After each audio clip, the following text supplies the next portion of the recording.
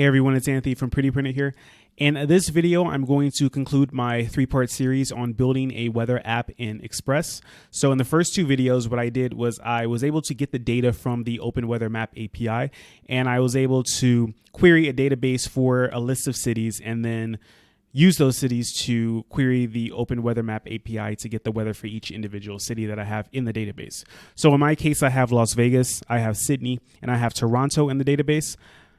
And let's see, in my MongoDB here from MLab, you can see I have those three cities in my database as documents.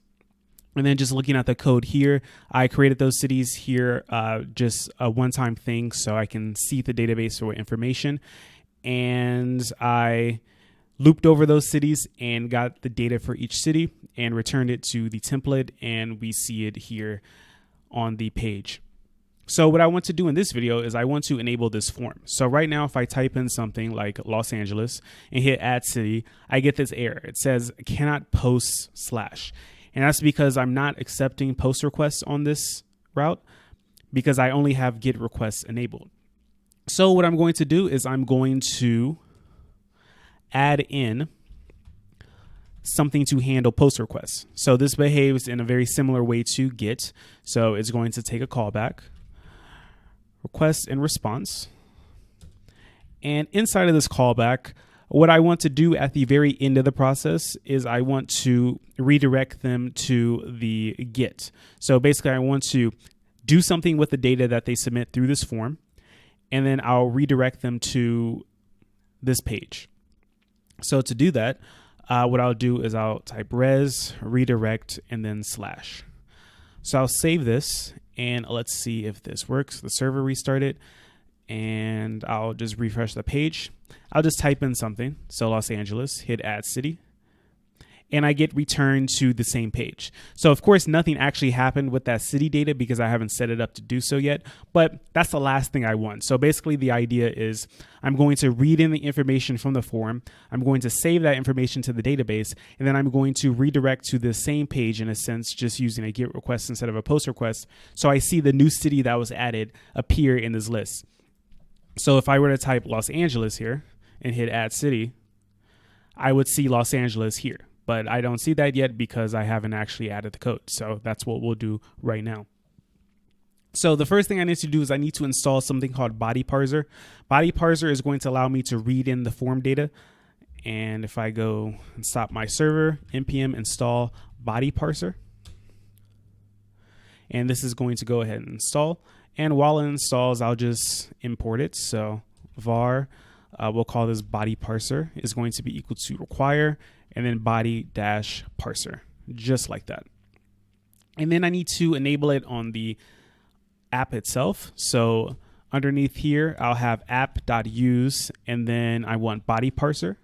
And since I'm submitting a regular form, this is URL encoded. So forms basically have two types to them in a sense. You have URL encoded, and then you have form multi-part data.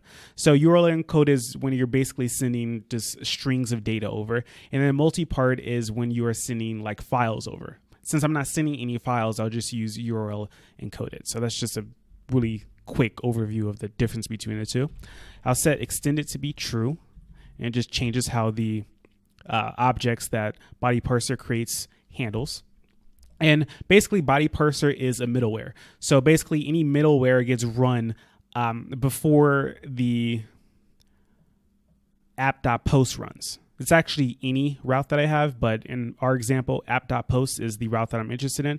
So body-parser is going to run before this post gets called, and it's going to inject the data that was passed from the form into requests here.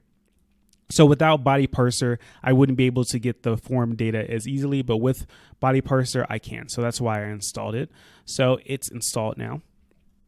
And the way you use it is basically you type somewhere in here, requests.body. So body comes from body-parser, and then the key that you use. So this is going to be the name of the field in the form. I don't believe I gave it a name in the form. So let's go to the form. So form method post is what I want. There's no action because it's just going to be on the same route, the index. And let's see, I want to add a name to the input. So name is going to be city name, just like that. And that allows me to then use body.city name in here. So what I'll do is I'll just console log this to make sure I can actually get the city. And if I do, then I know I'll be able to take that city and save it to the database. So let's start up the server and then go to our app and then type in a city. So I'll type in Los Angeles again. I'll hit add city.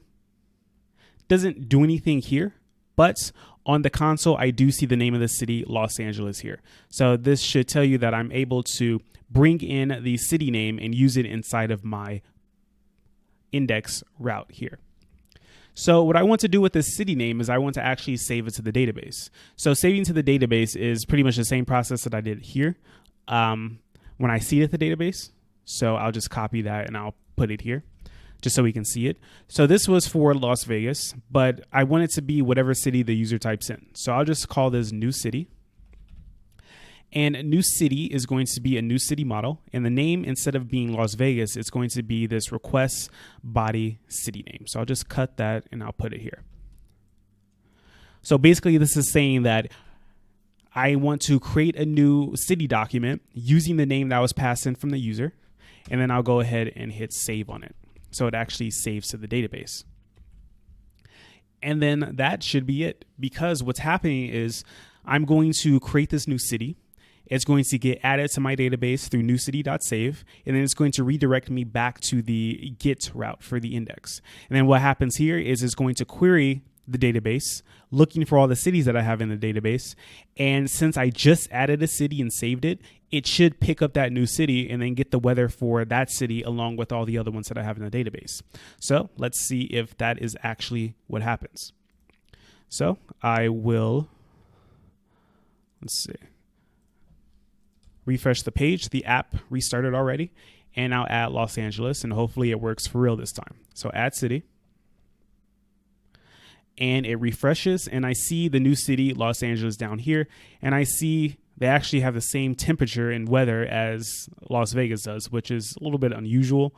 But I guess this time of year, that can happen. In a couple of months when it gets really hot, that's not going to happen. Los Angeles is going to stay around 81, and Las Vegas will get up to like 110.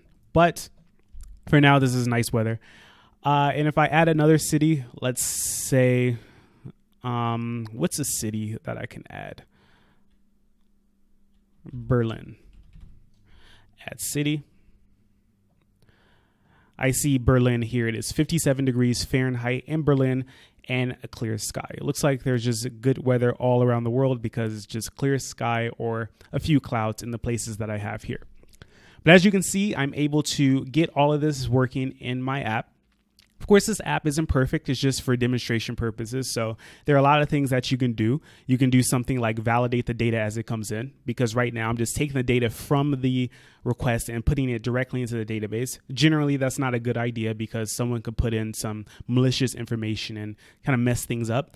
But since this is a very simple example, I didn't want to go into adding things for security purposes, but that is definitely something that you could do if you were extending this more. And if you were creating something like this as a real app, then you would definitely have to do it. Looking at other things that can be done, let's see. You can use promise.all to have all the requests be asynchronous if you want, instead of being sequential like I have them here. So basically what I'm doing is for each city in the database, I'm going to this endpoint and waiting for the response to return, and then I'll loop over to the next one and then do the same thing. So the more requests that I have to perform, the longer it's going to take. So you may notice that on the front end as you add more and more cities. So if that becomes a problem for you, then you want to use promise.all instead of just using await like I'm using here. And perhaps I'll cover that in a future video. Like, making this video has made me realize I should cover JavaScript a little more on this channel. So maybe I'll do that in the near future. But that's about it for this app. Like I said in the first video, if you want to get the code for this, I'm going to link to it in the description below for not only this video, but all the other videos. So you can just go ahead and download that and run it on your own to see if it works well for you. If you like this video, please give me a thumbs up. If you have any questions about anything that I've done in either 3 videos, you can leave a comment down below and I'll answer it. And if you haven't subscribed to my channel already, please subscribe. So thank you for watching, and I will talk to you next time.